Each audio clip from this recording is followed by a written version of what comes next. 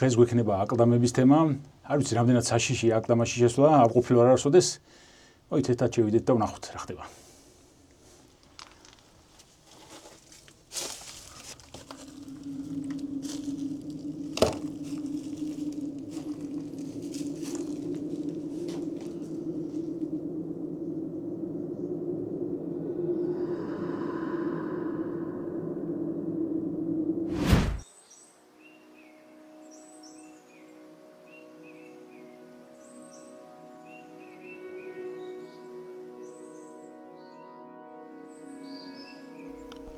აკლდამები კაცობრიობის ერთ-ერთი უძველესი პრაქტიკაა. ჯერ კიდევ ნეოლითის ხანაში ადამიანები მიცვალებულებს მიწაში ან ქვაში გამოკვეთილ აკლდამებში ასვენებდნენ. ყველაზე მეტად ცნობილია ფარაონების აკლდამები, პირამიდები ეგვიპტეში. ისინი რთულად მოწყობილი მდიდრული სამარხები იყო, რომლებიც გარდაცვლილთან ერთად სიმდიდრესაც ინახავდა. ძველ საბერძნეთში და რომში არსებობდა ოჯახური აკლდამებიც, სადაც მთელი გვარის წევრებსაც კი ასვენებდნენ.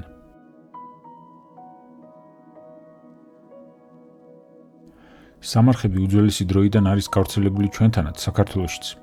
არქეოლოგიური გათხრებისას ხშირად აღმოუჩენიათ ქვის აკლდამები, რომლებშიც ასვენებდნენ როგორც მიცვალებულებს, ისე დებდნენ სხვადასხვა ნივთებს, კერამიკას, იარაღს, სამკაულს.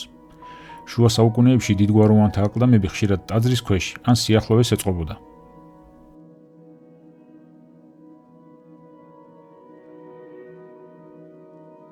აკლდამა მხოლოდ სამარხი არ იყო, მას რელიგიური და სოციალური დატვირთვაც ჰქონდა. მიუთითებდა გვარის ან ოჯახის ძლიერებასა და დიდებაზე. ხშირად აკლდამას ისე აწყობდნენ, რომ მომავალში თაობები ერთად განესვენებინათ.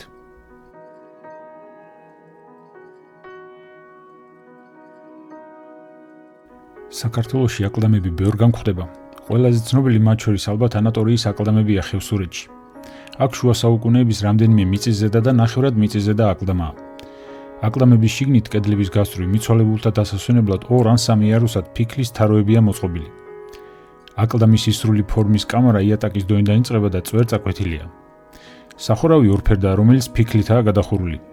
გადმოცემის თანახმად შავი ჭირით დასნეულებული ადამიანები თავისი ნებით ტოვებდნენ სახლკარს და ამ აკლდამებში სიკვდილს ელოდებოდნენ. როდესაც აკლდამა ავადმყოფობით გაივსებოდა, კარს შიგნიდან ამოლესავდნენ. ასეთი თვითდამარხვა შავი ჭირის დროს კაცობრიობისთვის უცნობია და ანალოგი არ მოეძებნება. დღეს კი მოვინახულოთ ქრონოლოგიურად ბევრად უფრო ძველი, მცხეთის, წილკნის და კასპის აკლდამები. თავდაპირველად წილკნის აკლდამას ვეწვიოთ. ეს სწორედ ის აკლდამა, რითიც დავიწყეთ და პირველად შევედით. აკლდამა ოთხკუთხა ნაგებობაა, რომელიც ნაგებია კარგად გათლილი ქვიშაქვის ქვებით. შედგება 2 ნაწილისგან. დრომოსი ანუ დერეფანი, რომელიც წარმოადგენს 13 საფეხურიან კიბეს და აკლდამაში განლაგებული საფლავისკენ მიემართება და თავად აკლდამა. აკლდამას ნახევარწრიული თაღი აქვს.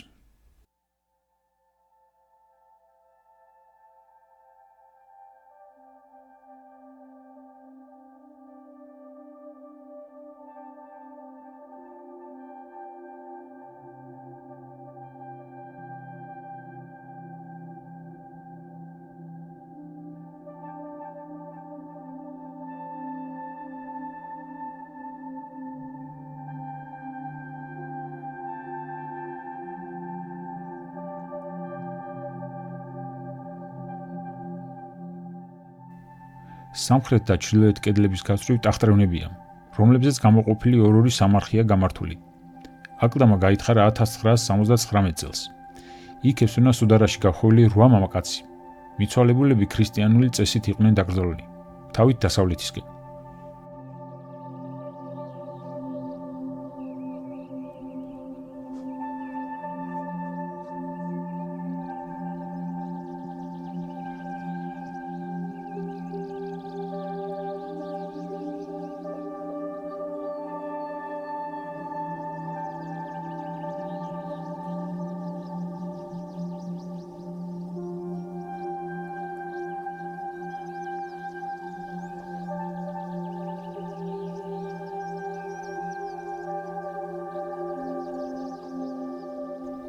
დასავლეთ კედელზე წითელი და შავი საღებავებით შესრულებულია ბერძნული წარწერა და ქრისტეს მონოგრამები.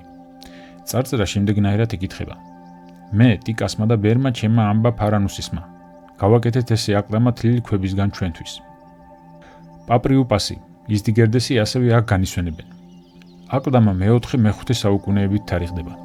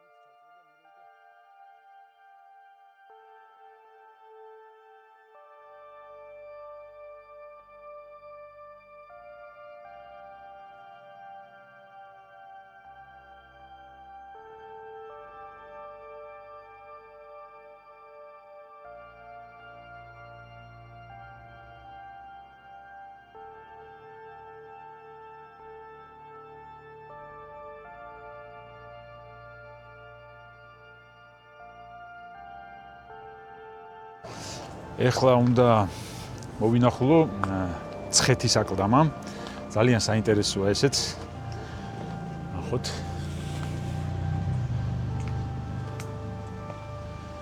ძეგლი სრულიად შემთხვევით 1951 წელს აღმოაჩინეს. ამავე წელს ის არქეოლოგიური ექსპედიციის მიერ იქნა შესწავლილი. აკლდამა გეგმით სწორკუთხა ერთსენაკიანი ნაგებობაა, რომლის სიმაღლე 1 მეტრი და 90 სანტიმეტრია. ნაგებობა დუღაბის გარეშეა ნაგები ქვიშაქვის დიდი კვადრებით. განსაკუთრებით გულდასმითაა ნაგები აღმოსავლეთის კედელი, რომელიც როგორც ჩანს დიდხანს ყოფილა გამოსაჩენად დატოვებული. აკლდამას ქვიშაქვის კვადრებითვე აქვს გაკეთებული ნახევარწრიული კამარა. ეს სახურავი წარმოადგენს ერთ-ერთ უძველეს დათარიღებულ კამარას საქართველოში. არქეოლოგები მიიჩნევენ, რომ აკლდამას აღმოსავლეთის ფასადის გარდა მიწაში უნდა მჯდარიყო კრამიტის სახურავის დონემდე. აფაქიძის მოსაზრებით აკლდამა მფლობელის სიცოცხლეშივე უნდა აეგოთ, რის გამოც ბუნებრივია შეუძლებელი იქნებოდა თავიდანვე მისი მიწით დაფარვა. სწორედ ამ ფასადში ჩანს ძველი ქართული ხუროთმოძღვრების მხატვრული ტრადიცია, რაც თვალნათვლივ განასხვავებს ამ ძეგლს სხვა ამგვარივე ანტიკური ძეგლებისგან. თავის დროზე აკლდამა მიწით ყოფილა დაფარული და ზემოდან წარწერიანი ფილის ქვა ედო.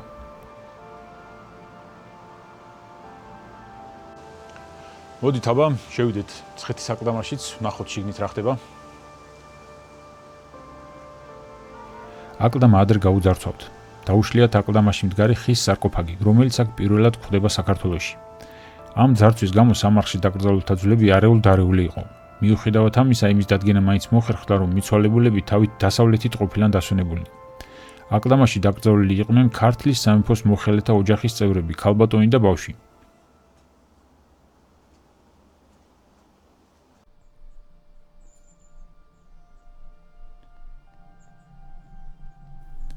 თავის დროზე აკლდამაში ჩაუტანებიათ საქონლის ხორცი, ხოლო აკლდამის წინ გალავნის ჩრდილო-აღმოსავლეთ კუთხეში დაუფლავთ მათთვის თანგატანებული უბელო ცხენი.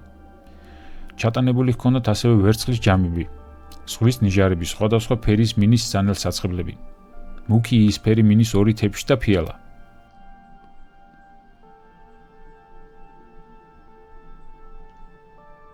განსაკუთრებით მრავლად იყო მონეტები. 69 ვერცხლის მონეტა, რომელშიც იყო პართიული დრაქმები, ავგუსტუსის დენარები და სხვა. 10 ოქროს მონეტა, ამათგან 4 რომაული აურეუსი, 5 ალექსანდრე მაკედონელის სტატერის ადგილობრივი მინაბაძი.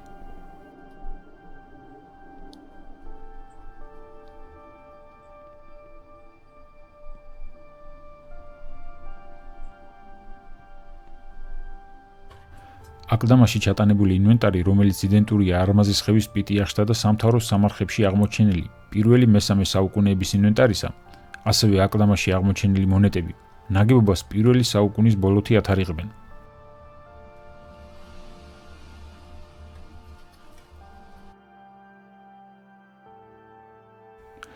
აღსანიშნავია, რომ ასეთი ძველი, დანამდვილებით დათარიღებულთა შორის აკლდამა ჯერ არსად გათხრელა არც მცხეთაში და არც სხვაგან საქართველოში.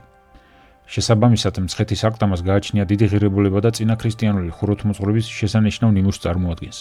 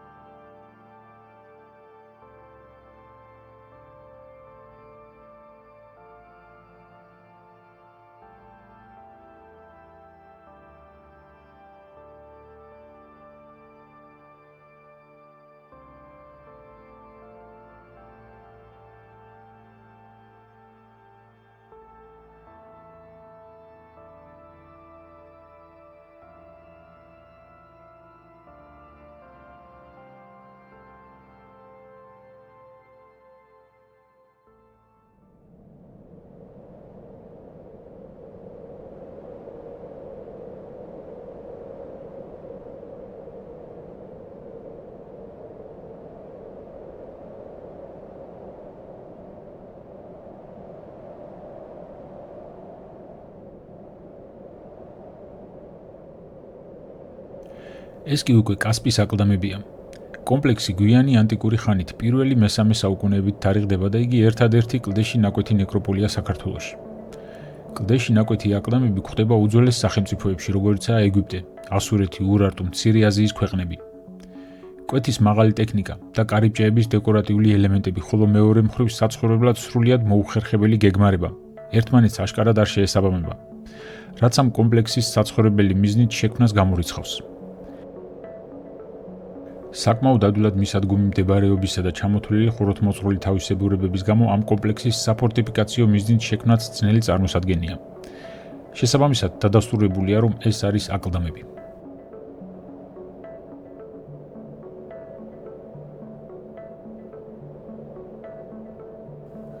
ქვაბულებში თაროსარეცლების სხვადასხვა მხარესაა მიმხრობილი, რაც დაკრძალვის არაქრისტიანულ წესზე მეტყველებს.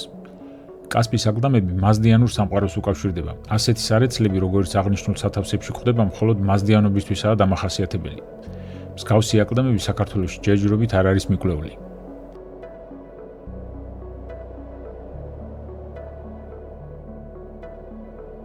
კომპლექსი ძალიან დაზიანებულია. საფასადო ნაწილი თითქმის ყველას ჩამოშლილი აქვს. თავდაპირველად აქ 30-მდე ქვაბი უნდა ყოფილიყო გამოკვეთილი, თუმცა დღეისთვის რამდენიმე სრულად შემორჩენილი 4 აკლდამაა. აქვე გვხვდება 10-მდე აკლდამის ნაშთი. ერთ-ერთი სანახევროდ შემორჩენილი სათავსის შესასვლელი ღიობის ზედა და ქვედა კიდეებში გვხვდება კარის ჩასამაგრებელი ღრმულები.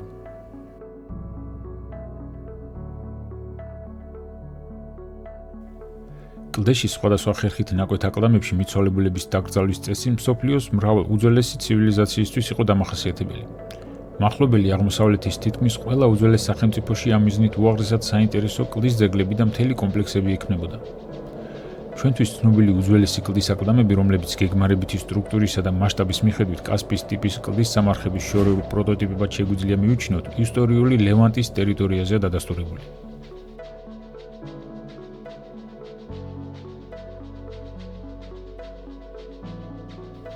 ამრიგად, კასპის აკლდამები ისევე როგორც მცხეთის და წილკნის აკლდამები ქართული მემკვიდრეობის მნიშვნელოვან ძეგლებს წარმოადგენენ და უფრო მეტ ყურადღებას და პოპულარიზაციას იმსახურებენ. ისინი დიდი ალბათობით ბევრ უცხოელ ვიზიტორსაც დააინტერესებს. შესაბამისად, ამ მიმართულებითაც არ იქნება ორიგო ღონისძიებების გატარება.